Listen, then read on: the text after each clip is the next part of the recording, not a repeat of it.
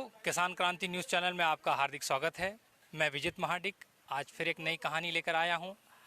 ये कहानी ग्रामीण क्षेत्र में काम करने वाली उन आशा कार्यकर्ताओं की है जो महज कुछ रुपए में दिन भर लोगों की सेवा में लगी हुई हैं। सरकार इनकी ओर कोई ध्यान नहीं दे रही। सरकार आज भी आंखें मूंद कर खड़ी है। आज हम इन आशा बहनों की जो कि विगत कई दिनों से हड़ताल कर रही हैं, उनकी पीड़ा जानेंगे।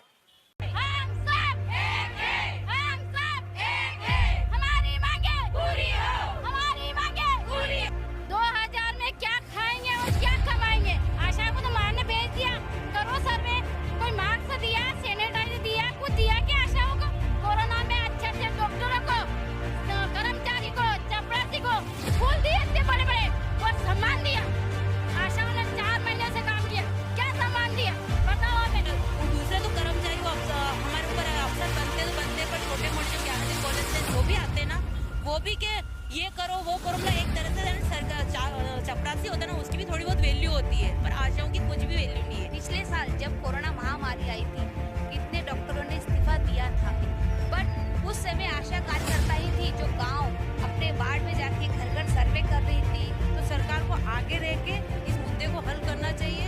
और महिलाएं जो आज इतना सह रही है, शासन का भी सह रही है, प्लस पारिवारिक भी सह रही है।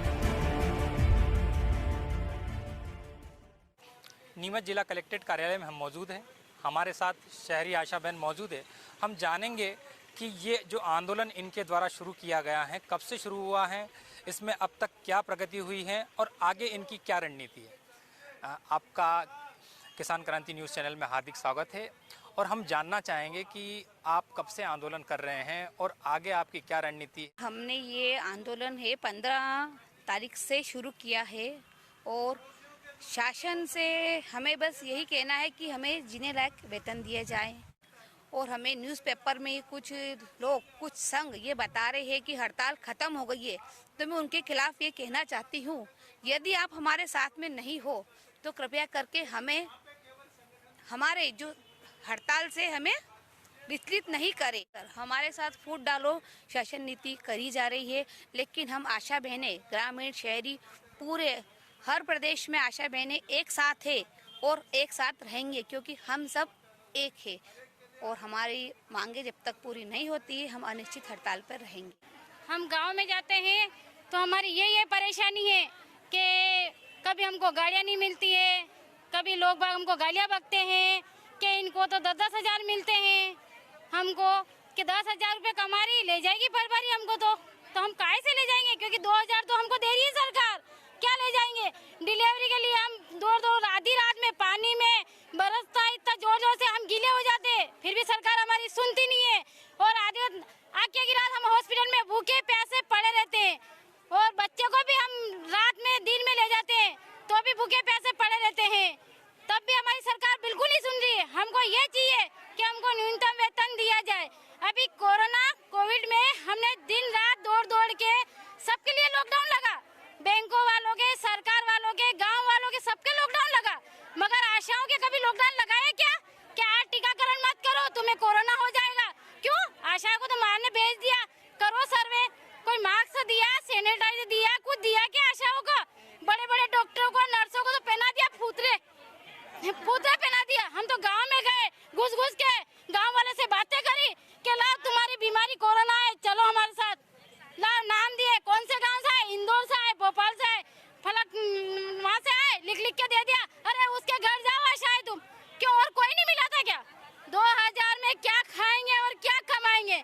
हमारे 3-3, 2-2 बच्चे हैं, सबके हैं।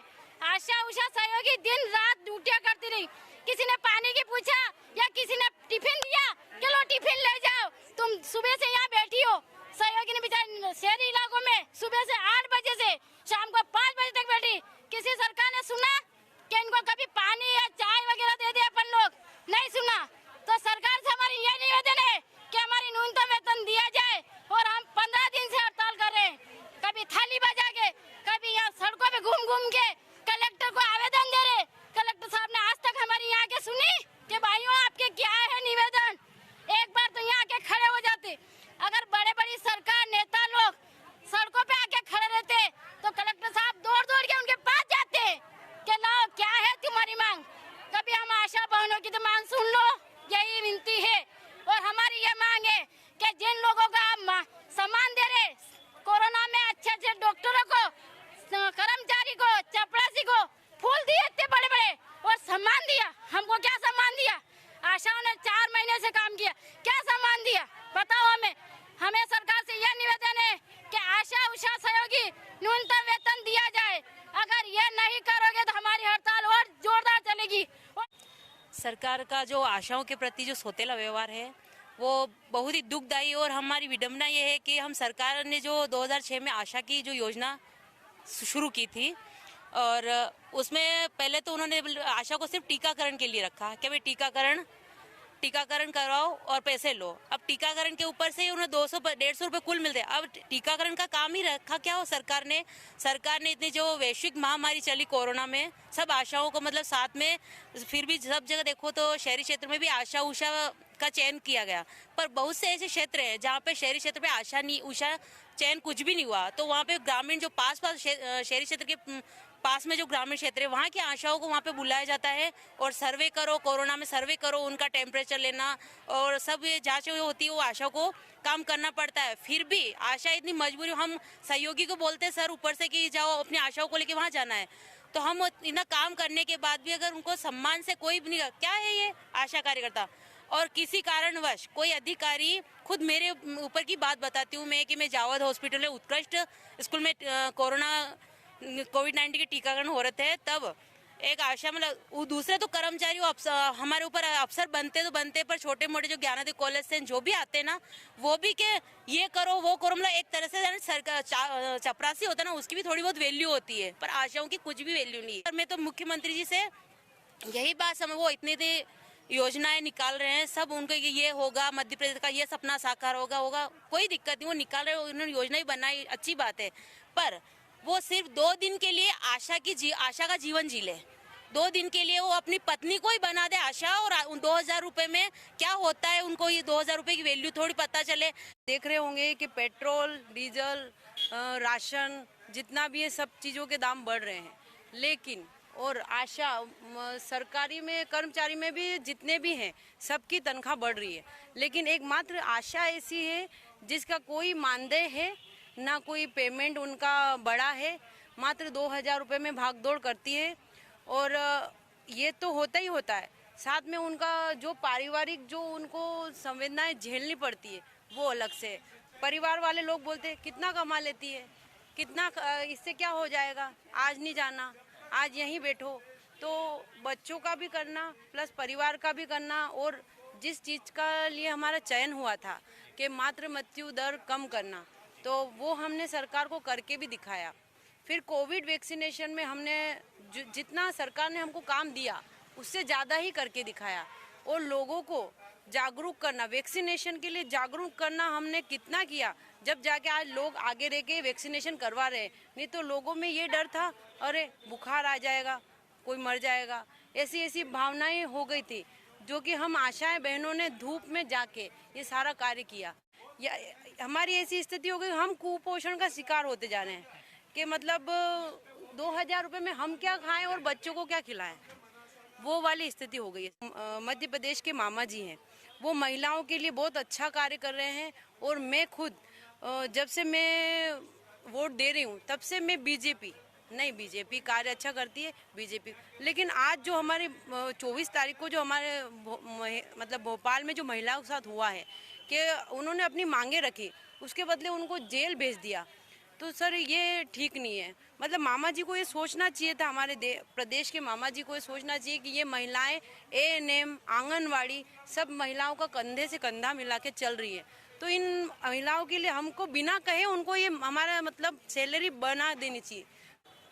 सरकार केवल 2000 रुपये का छोटा सा मानदेय दे करके इनके माध्यम से एक पूरे शासकीय कर्मचारी के दायित्व को निभाने की कोशिश सरकार द्वारा की जा रही है। ये महिलाएं अपने अधिकारों के बारे में जानती है, अपने अधिकारों को समझती है, अपनी आवश्यकताओं को जानती है, अपनी बातों को समझती है, और इसीलिए आज ये सड़क पर आकर के बैठी है और ये चाहती है कि इन्हें जीने लायक वेतन दिया जाए, इन्हें जो है वह सारी सुविधाएं उपलब्ध हो जो एक संपूर्ण सरकारी कर्मचारी के लिए दी जाती है।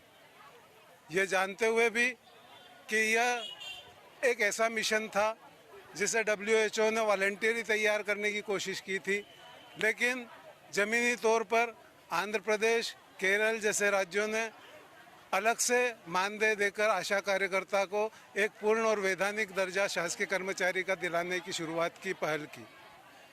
हमें जब पता चला कि आशा कार्यकर्ता इतने संक्षिप्ततम मानदेय पे गांव, कस्बे, खेड़े में अलग अलग जगहों पर जाकर के अपने दायित्वों का निर्वहन करती है, सुबह हो या शाम हो, दोपहर हो या रात हो, अनिवार्य प्रसूति और जननी के जच्चा बच्चा के लिए भी ये आधी रात को तैयार हो जाती है, खड़ी हो जाती है और मुख्यालय तक आती है, लेकिन इन्हें उसके बदले में किसी तरह का कोई संरक्षण, किसी तरह का कोई अतिरिक्त मानदेय नहीं दिया जाता है। आज ये हड़ताल इसलिए की जा रही है कि इन्हें एक पूर्णकालिक कार्यकर्ता, एक पूर्णकालिक सरकारी कर्मचारी का बना करके उसी तरह से इनके दायित्वों को निभाने के लिए इन्हें तैयार किया जाए। सरकार इनको मानती है, सरकार इनसे काम उतना ही लेना चाहती है जितना एक कुर्सी पे बैठा हुआ अधिकारी या कर्मचारी कर रहा होता है, जबकि इन्हें ज़मीनी तौर पर घर घर जा कर के बच्चों से लगा करके महिलाओं तक, अशिक्षित लोगों से लगा करके शिक्षित लोगों तक सभी के बीच में कार्य करना होता है। सभी के साथ में इनको अलग अलग विभिन्न प्रकार की परिस्थितियों से जूझना पड़ता है और ये लोग उस कार्य को, उस दायित्व को बहुत अच्छे से निभा रही हैं, लेकिन इनको उसके बदले में जो मानदेय दिया जा रहा है वो किसी भी एक लोकतांत्रिक सरकार के लिए, एक लोक कल्याणकारी सरकार के लिए बहुत ही शर्मनाक और बहुत ही बेकार सी स्थिति है।